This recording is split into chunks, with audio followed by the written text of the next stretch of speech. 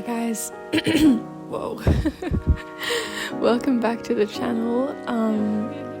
As you can see by the title, this was meant to be a super productive girl boss work day in my life, but I had a breakdown.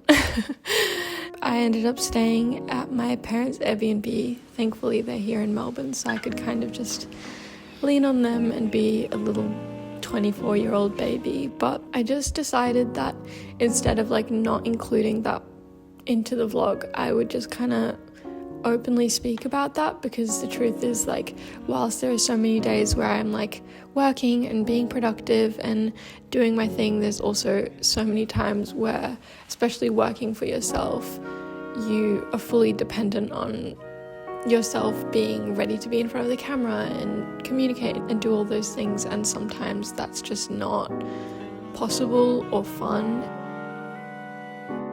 I feel like that's an important part of talking about working for yourself and doing all that, is that we tend to put, having your own business on a pedestal, but it really isn't always easy. Not that I'm not grateful, but yeah, there's definitely days where you're just feeling a bit lost and confused, and when other parts of your life feel a little bit hard, it's kind of hard to come on camera and just not talk about it whilst also keeping your privacy. So I ended up just spending the day exploring Melbourne with my family, which was so nourishing and healing, and I guess I just wanted to be open about that before going into a full work day with you guys. So yeah.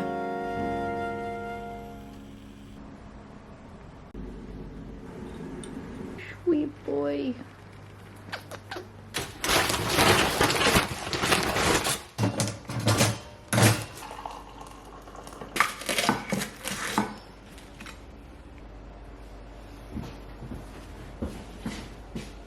Good morning, guys. Welcome to a work day in my life. Thankfully, I actually slept really good last night and I've woken up feeling so much better.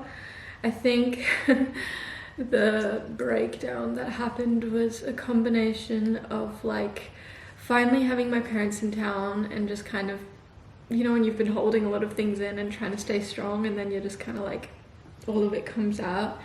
I think the house hunting in Melbourne is just, exhausting and defeating, because you just want to find a place, and it's just a lot of work. Anyone that has looked for a place in probably most cities, it's just so defeating when you're constantly having to scroll and be on top of it because things go so fast. And yeah, I think that in combination with adjusting to moving, and also if you guys saw on Instagram, I shut down, well not shut down, but I'm doing a temporary shutdown and a rebrand of my brand Humble Ego, and even just that big change, I felt I did so nonchalantly, and then I was what the fuck, this is so massive for me, and just having other personal stuff in my life, and just it all just came. And then to top it all off, I was in my luteal phase, which is the part of your menstrual cycle right before you kind of start bleeding,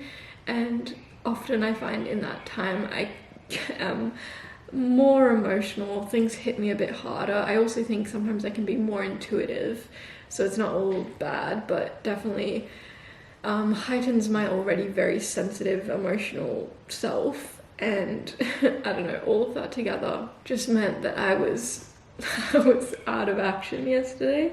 But yeah, today I actually feel a lot better. The truth is, every day does look quite different, but I guess this is kind of one of those days where I'm I don't have anything crazy exciting on or anything. I'm just kind of doing the behind the scenes work, and so I kind of wanted to show you guys that, because I feel it's so normal for, you see content creators and stuff show a work day in my life, and they only show the glamorous parts of going to fittings and doing this and that and answering emails, and you're what emails are they even answering? So I'm gonna try my best to give you guys actually the details of what the hell I do, because I don't know, even being here in Melbourne and talking to my friends and stuff, they're so what are you doing? And I'm it's so hard for me to explain what my job is, but I swear I'm working all the time. But it's just kind of hard to describe. So I'm gonna try my best, not only for you guys, but for any of my friends that are like, Joy, do you even work? To show you guys what I do when you don't see me. I would normally have like a very, that's such a lie. I was gonna say I would normally have such a clear idea of what I need to get done today. That is not true. This is gonna be a realistic work day. That beginning really just like made this, okay, Joy, you gotta be real here. But I usually hope to have a bit of a layout of like a to-do list of everything I need to do for the next day that I would do the night before. But since yesterday was a day, I don't have that. So whilst I am drinking my tea, I'm just going to write a little list of my phone on like the priorities of like the main things I need to get done, and then hopefully some other things that I'm hoping to get done if I have time. Check into payments. I need to film outfits.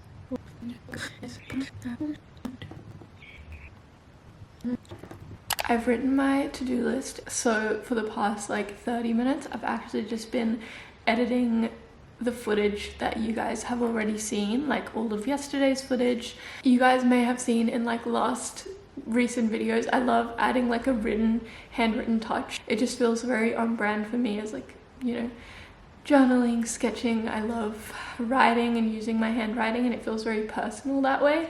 So the way I do that is actually with my iPad, so I'm going to show you. So I edit in Final Cut, for anyone who's wondering. Would I recommend editing in Final Cut? Probably not. I would probably recommend Premiere, just because more people use that, and so it's just easy if you start doing work with other people. But I started Final Cut when I was like 13, and I just can't be fucked to learn another platform now. But yeah, pretty much you guys can see at the beginning of this video I have this title coming up, but now I kind of want to add a handwritten element, which is where we go to my iPad. Okay, so in my iPad I use Procreate for this. Okay, so this is the way that I've taught myself. I go to a blank green screen page, I add another layer, and then literally all I do is I screen record. And then, you know, whatever I write in white, I then end the screen recording, and then I can export to that computer and then, you know, green screen it out, so only the white text will overlay on the video. And then green screen, and then it automatically takes the green out, and then I'll just like crop all of the extra. Okay, but now I want it to come in a little bit later. Exactly. Perfect.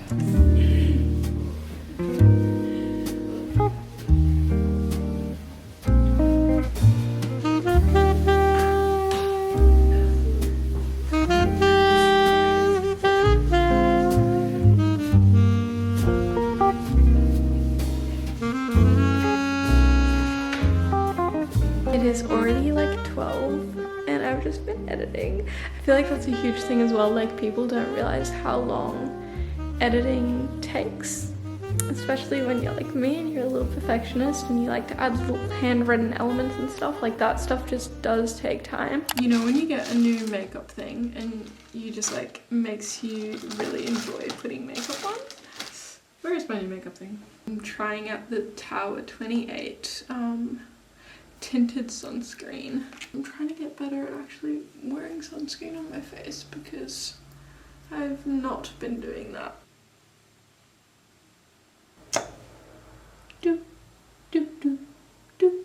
Something I got yesterday when we were exploring is this French natural deodorant. The packaging is so pretty and it smells divine. And I keep trying to find a natural deodorant that I really love and feel like works. So let's test drive this guy. Okay, that feels good. And I just got the Glossier Flush lip liner.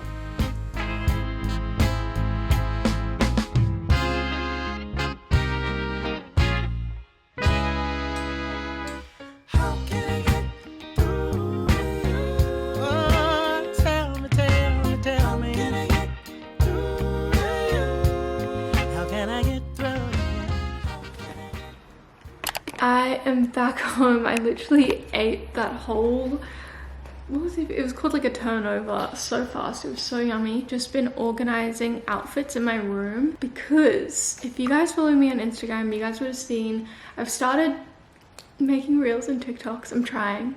My agent was like, you need to start kind of doing that, and I really want to like incorporate more of like my journaling, sketching content into my socials on Instagram, because I feel like, I don't know, Instagram is such a funny one, and TikTok. I think I've struggled, unlike YouTube, to kind of show more of myself on those apps. I guess there's something about the short form content that is just harder to like, I don't know, I've just been so against short form content, whereas now I think I'm trying to like find a way to incorporate it into my work and my brand in a way that feels like exciting to me and like authentic to me. And so I'm really excited because I've started doing these little like sketchbook dates and showing you guys more of that side, which feels really good at the moment. So pretty much I have been doing these videos, naturally filming them before I go out and on a sketchbook date.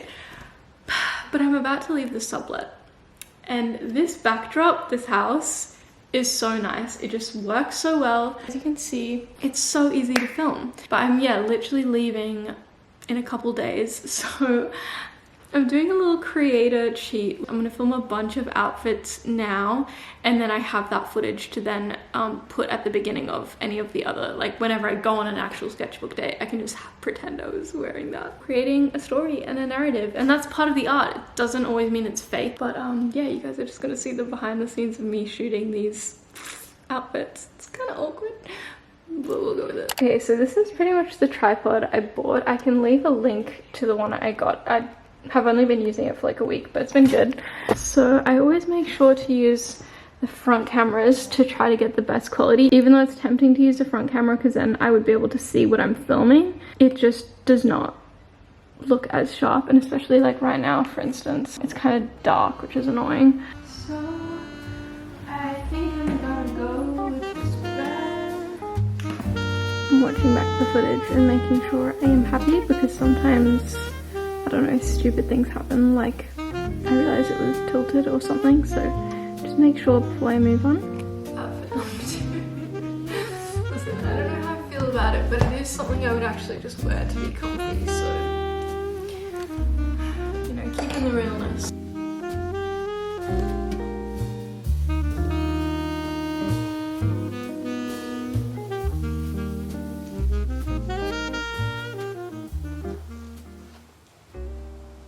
It is literally so gloomy out there. Yeah, it's fully raining now. Gross. We are going to light some Palo Santo. You guys know if you've seen my videos, I love Palo Santo. Something about the scent just really like resets it for me. And going from filming to now emails, I just need some sort of scent to keep me going. So, emails. Content creators are always like, just gotta answer some emails. What does that mean? For me, a lot of the times emails is like brand sponsorships, brands wanting to gift me stuff, just looking at any sort of like collab opportunities. A realization I had the other day was, because I don't have like an agent and I'm not with the management for like the social media stuff, I actually only have a literary agent, which is more to do with like publishing, book world, journaling, all of that kind of stuff. I am actually, as well as being a content creator, I guess also a manager, which is a whole job in itself. I think a lot of people think that brands are always the ones to reach out to you. Once you get a following, it's just like you get work. And I do get a lot of brands reaching out to me and I get work through that, but also because I'm very picky and selective of which brands I work with, I do a lot of outreach myself, which is pretty much what a manager would do for me, is like research brands to work with and then like send them an email, a pitch with the rates, negotiate prices, like figure out all of that. Some creators would think that's a bit silly because I am using a lot of my time on that.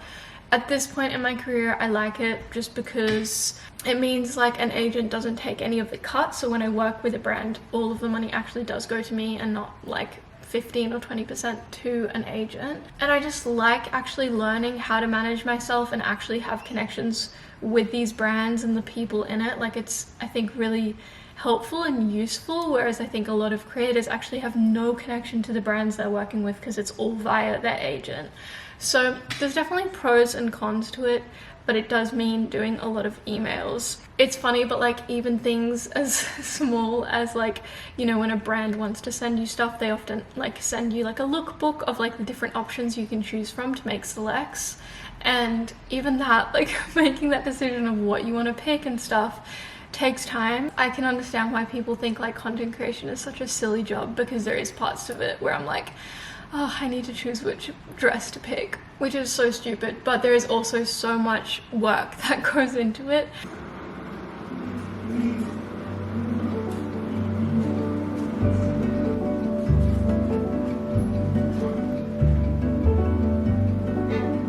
Wow, it is really proper raining out there, but it feels so crazy to just be here with my team.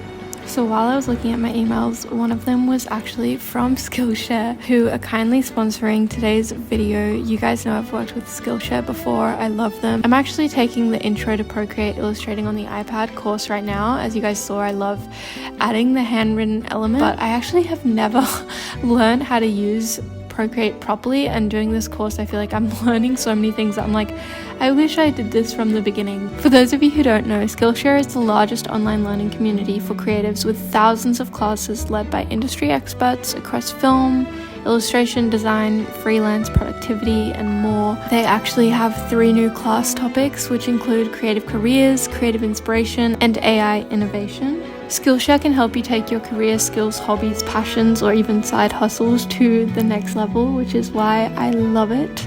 So if you're curious in any of these areas and want to try it for yourself, the first 500 people to use my link in the description will receive a 1-month free trial on Skillshare. Get started today. Alright, it is 4:40 p.m. I'm going to wrap up work soon and start getting ready because I'm actually going out to dinner with the family tonight, which will be really cute. But I love to just like go over the list that I made in the morning of my to-do, check it off, feel good, see if I've missed anything. So what I have written here is check into payments that I had with certain like job things that I just needed to like make sure is in movement, which I did. Film outfits for reels. We only did 2, but that is better than nothing. Tick. I vlogged. Tick. I edited this whole video that you guys are watching now is pretty much all edited up to this point of this footage, which yeah is a very weird way to do it. I know most content creators like to even have space. Like my friend Cameron that does YouTube, we always joke because she will film footage and then edit it like weeks down the track, whereas I'm like, I want to edit it the same day, and that's how I feel the most excited and motivated to do it.